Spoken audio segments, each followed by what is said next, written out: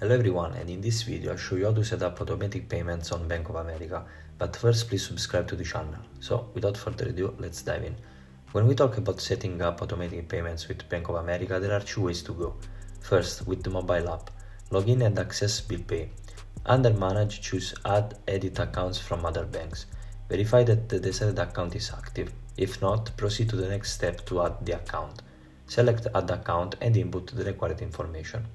Configure automatic payments with e-bills. Log in, go to the Bill Pay, and locate the credit card account for automatic payments. Choose Add Autopay in the Autopay section, then opt for Based on Bills, Amounts and Due Date. Specify your pay from account, amount and delivery by date for the payment. Then save your preferences and you will receive confirmation. Second way, for computer users. If paying from your Bank of America checking account, proceed to the Setup section. For payments from an account with other bank, log in to Online Banking, hover over the Bill Pay tab and select Manage Account. Choose the Other Pay from Account tab, verify the account's active status. If not, proceed to the next step to add the account. Select Add a Pay from account you own at another institution and input the necessary details about your account with the other institution. Establish automatic payments with e-bills.